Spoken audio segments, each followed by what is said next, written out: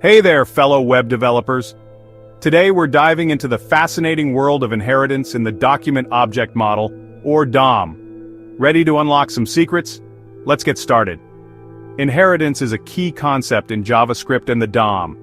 It's all about elements and objects receiving properties and behaviors from their parent elements or objects. The DOM uses an inheritance model, passing down styles, properties, and methods from parent elements to children. This makes managing a web page's appearance and behavior much easier, since changes to parent elements can automatically apply to their children. First up, let's talk about property and style inheritance. One of the most common forms of inheritance in the DOM is CSS style inheritance. Some CSS properties are automatically inherited by child elements, while others are not.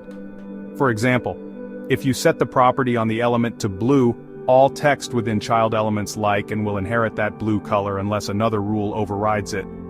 But remember, not all properties are inherited.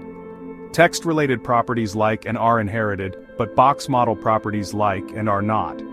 If you want a non-inherited property to be inherited, you can use the keyword. This explicitly forces the child element to take the same value as its parent. Next, let's look at prototype-based inheritance in the DOM. The DOM is built using JavaScript objects which follow a prototype-based inheritance model. This means every DOM element inherits methods and properties from built-in JavaScript objects like and. For example, an HTML paragraph element inherits methods like and from its parent objects. Finally, we have event handling and propagation. Event propagation is an important characteristic of inheritance in the DOM, allowing events to be inherited and handled at different levels of the DOM tree. There are three phases of event propagation: capturing phase, target phase, and bubbling phase. During the capturing phase, the event starts from the root element and moves down to the target element. In the target phase, the event reaches its target element. Finally, in the bubbling phase, the event moves back up the DOM tree, allowing parent elements to react to the event. For example, imagine this HTML structure, ATML.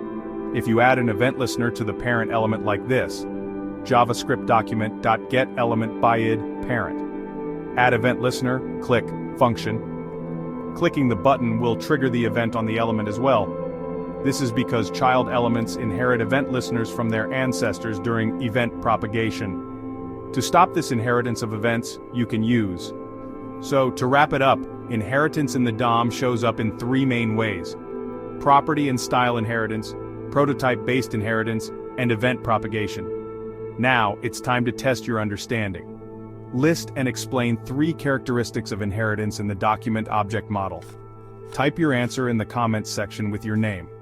That's all for this lesson. Keep experimenting with the DOM and happy coding with JavaScript.